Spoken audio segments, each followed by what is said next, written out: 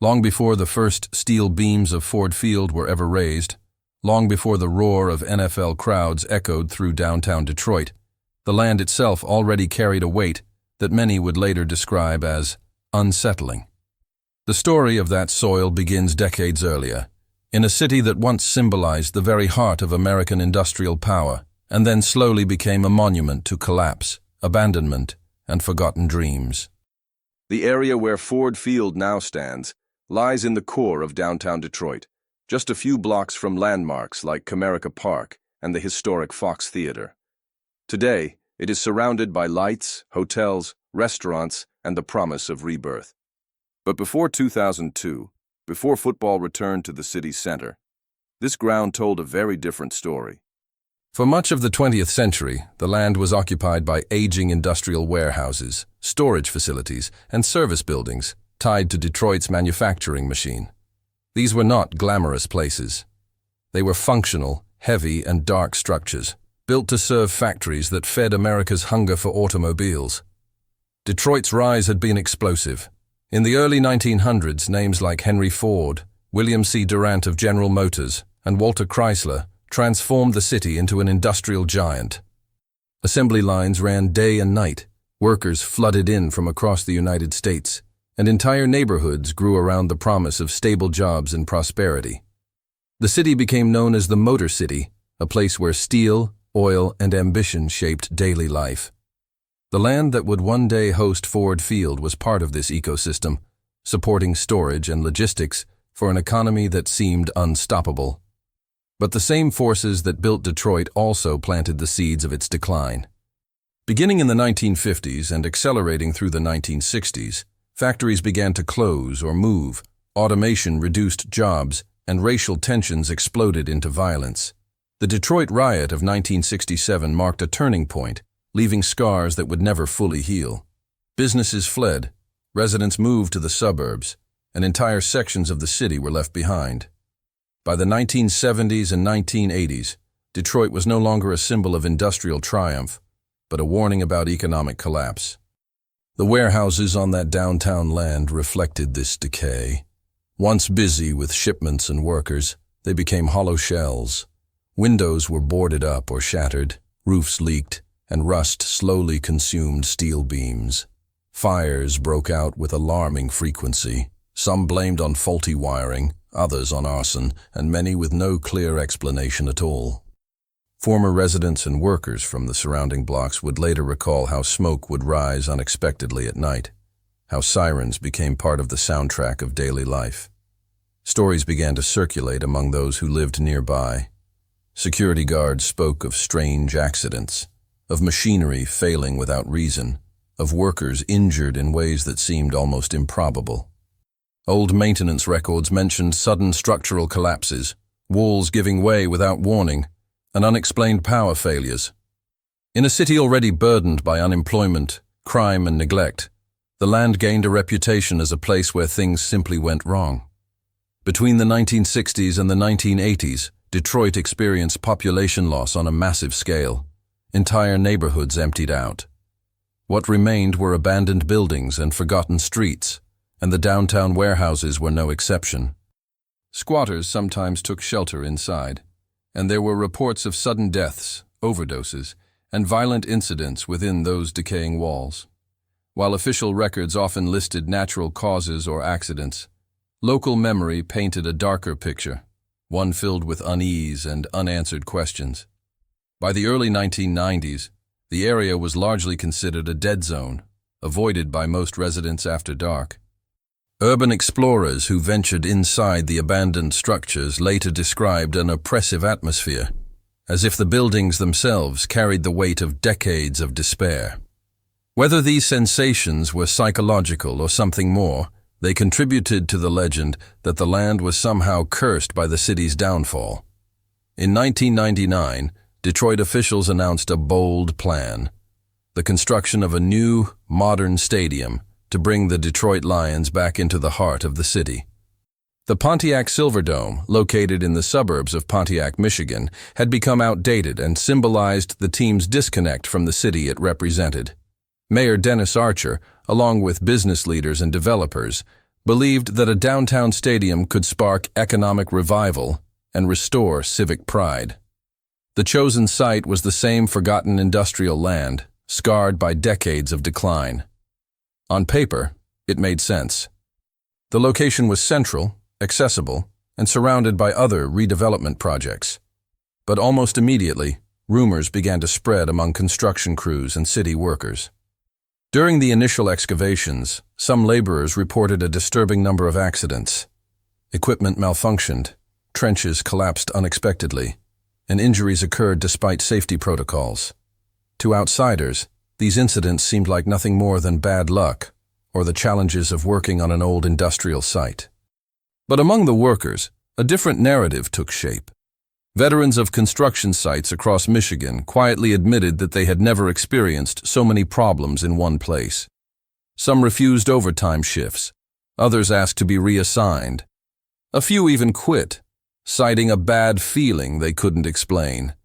As the earth was dug up, remnants of the past emerged: rusted metal, old foundations, debris from structures that had been hastily abandoned decades earlier. Each layer seemed to tell a story of neglect and collapse. For some, it felt as though the land itself resisted being transformed, as if it remembered everything it had witnessed. By the time Ford Field officially opened in 2002, the city celebrated it as a triumph of renewal.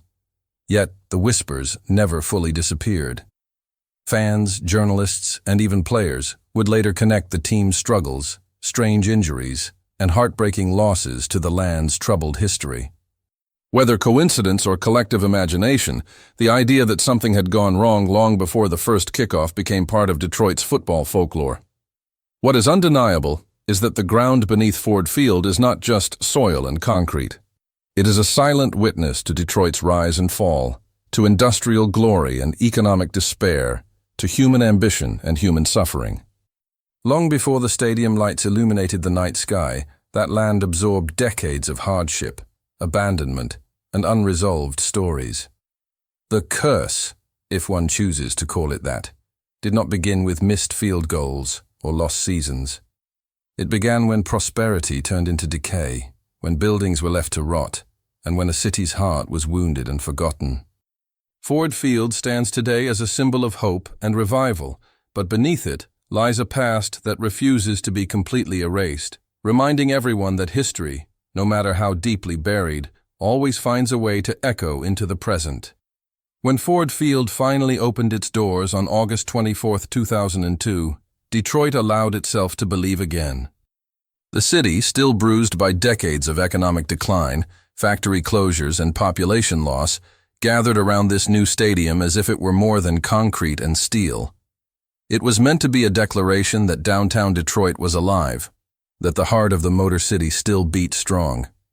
That night, under bright lights and cameras, city officials, business leaders, and executives from the Ford Motor Company stood proudly on the field.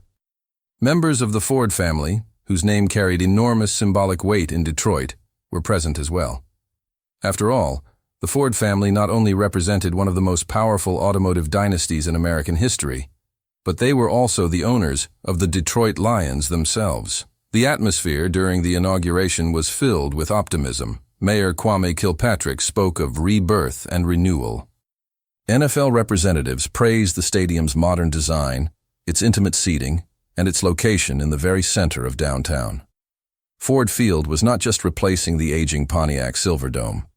It was bringing the Lions back home, reconnecting the team with the city that had supported it since the 1930s.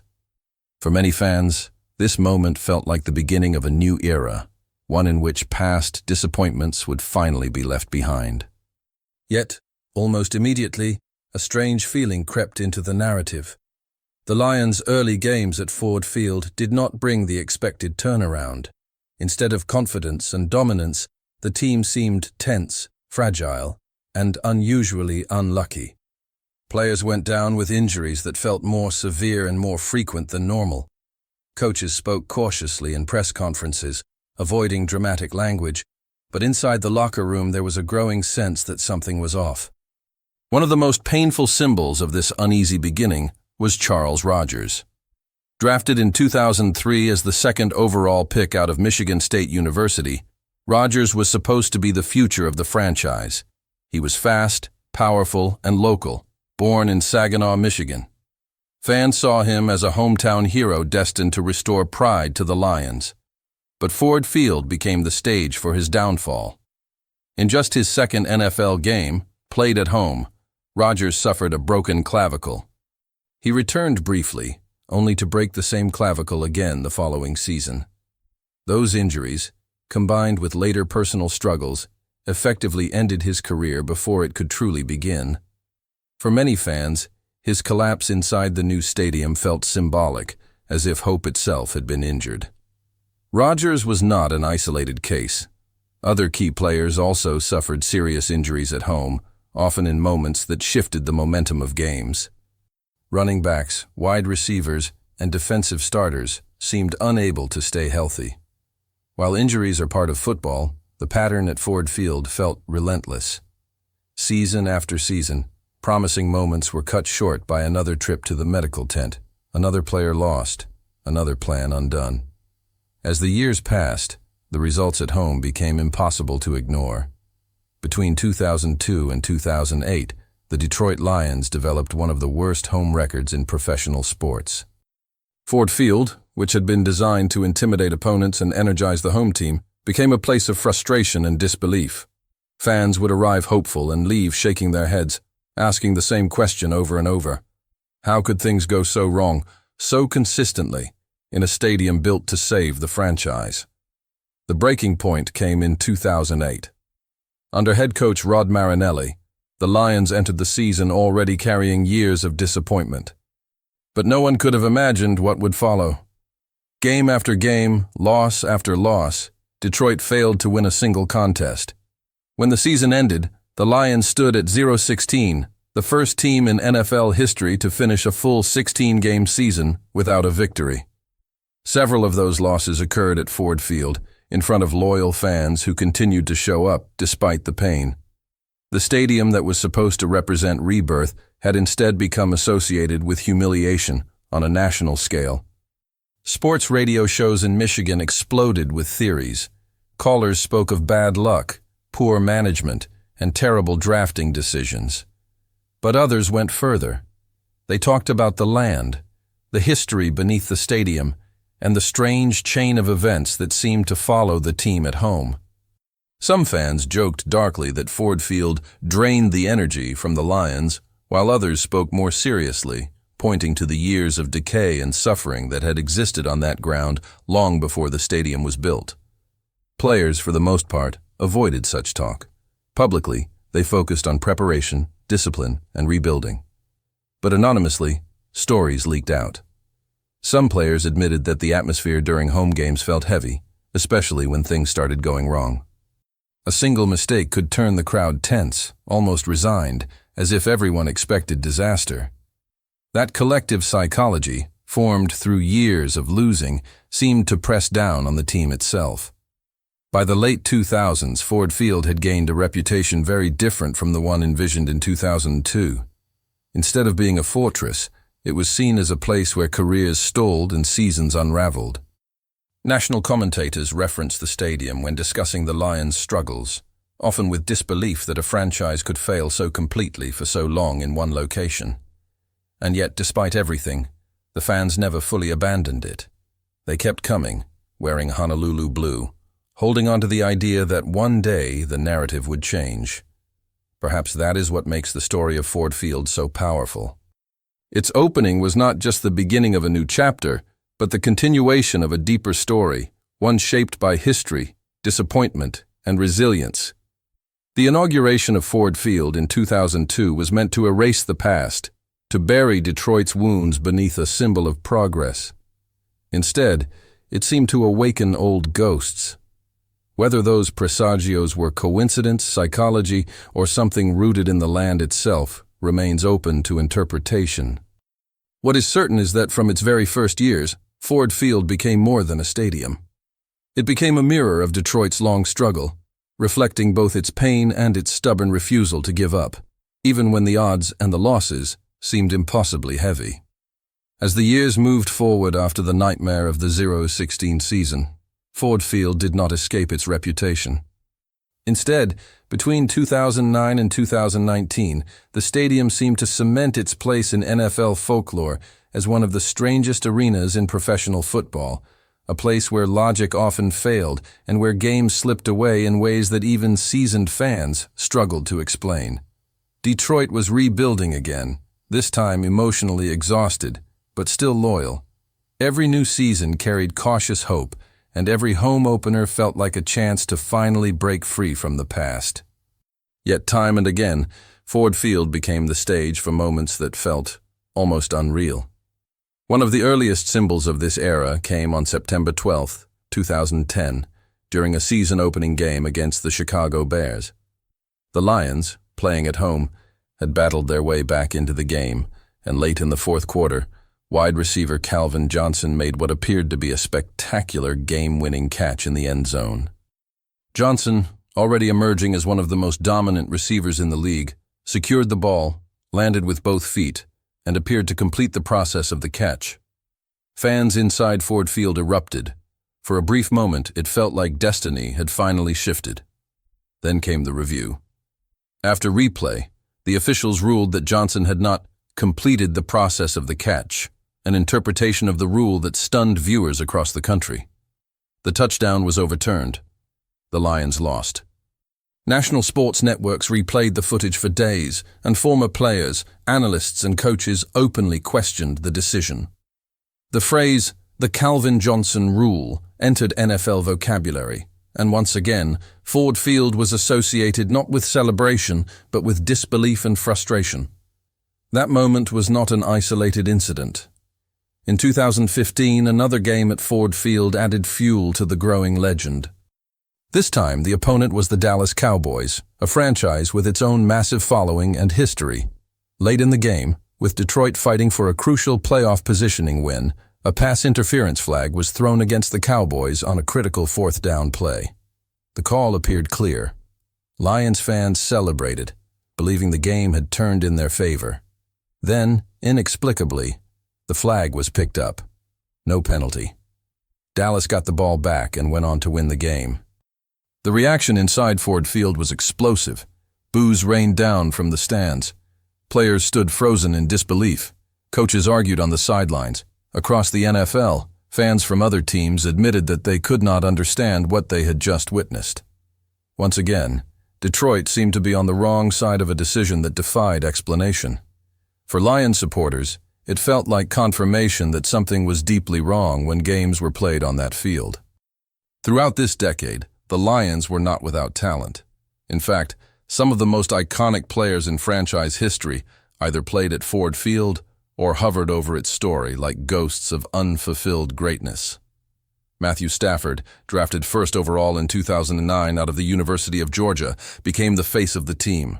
Tough, resilient, and armed with a powerful arm, Stafford delivered countless dramatic performances at Ford Field. He engineered comeback after comeback, throwing game-winning touchdowns in the final seconds, often while playing through injuries. Yet for all his heroics, team success remained elusive. Calvin Johnson, nicknamed Megatron, dominated opposing defenses throughout his career. In 2012, he set T an NFL record for most receiving yards in a single season, routinely making catches that seemed physically impossible. Ford Field witnessed some of the greatest individual performances ever seen by a wide receiver. Still, wins did not consistently follow. It was as if greatness could exist within the stadium, but fulfillment could not. Hovering in the background of all these stories was Barry Sanders. Although he retired abruptly in July 1999, 3 years before Ford Field opened, his presence was constantly felt. Sanders, widely regarded as one of the greatest running backs in NFL history, walked away from the game while still at the peak of his abilities, frustrated by the Lions' inability to build a winning team around him. Fans often mentioned his retirement when discussing Ford Field, as if his decision symbolized a curse that predated the stadium itself. Even without ever playing a down there, Barry Sanders became part of its mythology, the ultimate reminder of wasted brilliance. As the losses accumulated, Fans began to talk not just about bad management or unlucky calls, but about the building itself. Urban legends spread among season ticket holders and long-time employees. Some spoke of strange echoes inside the stadium during critical moments, an eerie hush that seemed to fall just before disaster struck. Others told stories of brief power glitches, malfunctioning headsets, or unusual delays that appeared at the worst possible times. Whether exaggerated or not, these stories took root, fueled by years of painful memories. Sports psychologists would argue that much of this was collective trauma. Decades of losing had trained fans to expect disappointment, and that tension filled the air during close games. A single mistake could turn hope into dread in seconds. Players have admitted in later interviews that the pressure at Ford Field could feel overwhelming, especially when games were tight. The crowd's energy, instead of lifting the team, sometimes seemed to freeze it. Between 2009 and 2019, Ford Field earned an unwanted nickname among fans: the stadium where everything goes wrong. It became a place where improbable losses felt inevitable, where controversial calls always seemed to lean the same way, and where extraordinary talent rarely translated into lasting success. National commentators joked about it, opposing fans mocked it, and Lions supporters learned to laugh through the pain because the alternative was despair.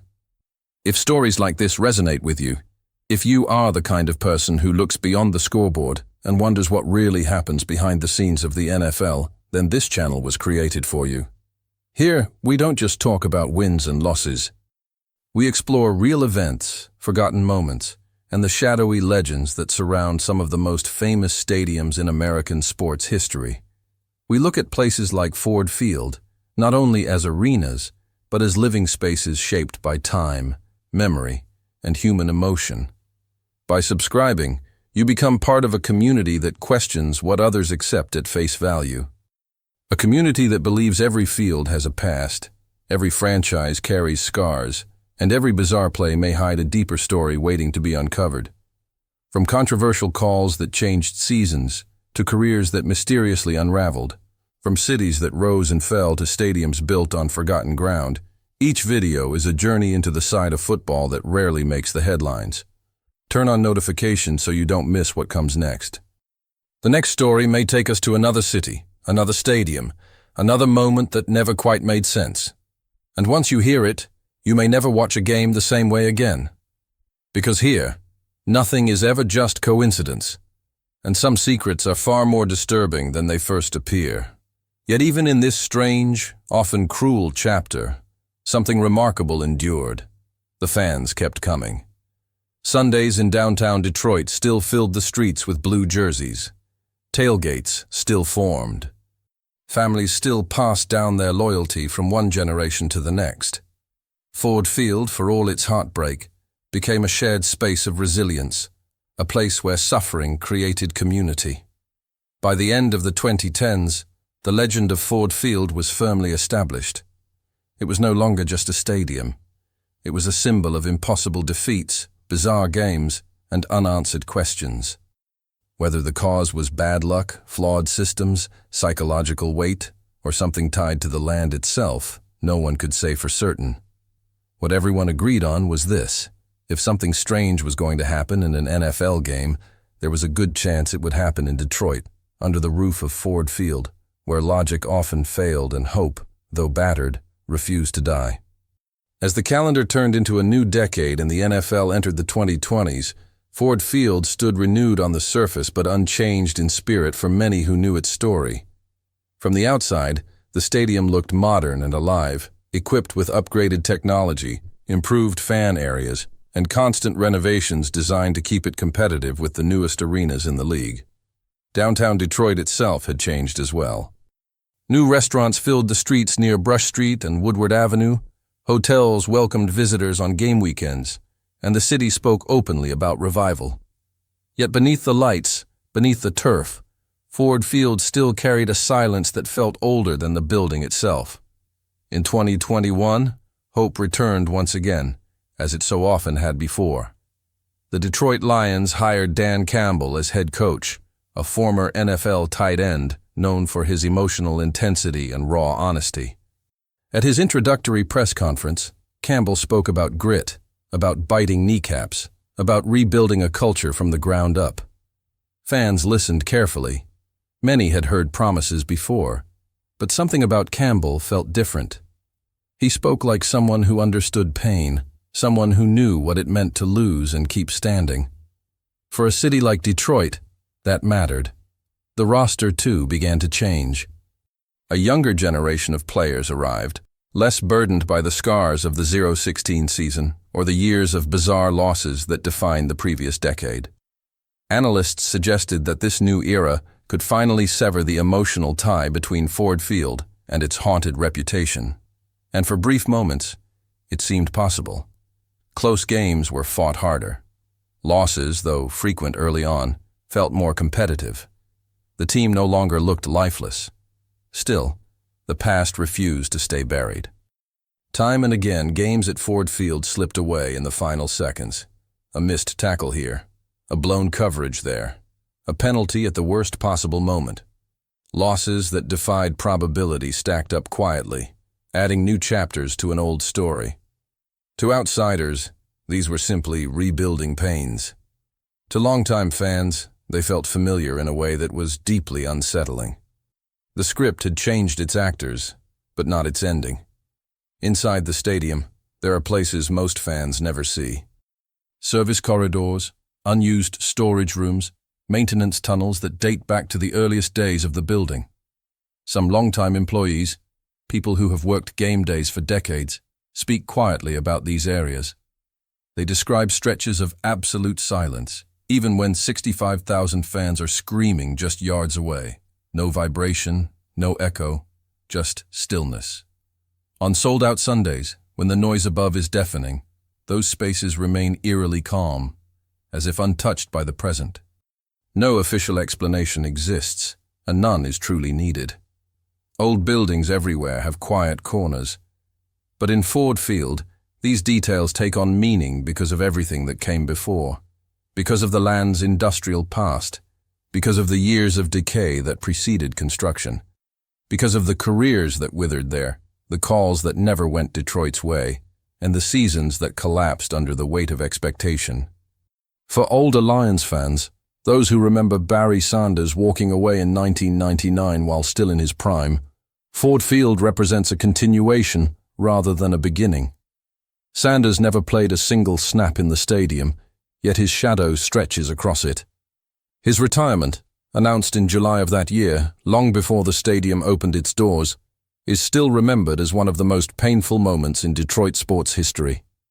To many, Ford Field feels like the physical embodiment of that frustration, a place built after hope had already been broken. Even the victories, when they come, often feel tense rather than joyful. Fans celebrate, but cautiously.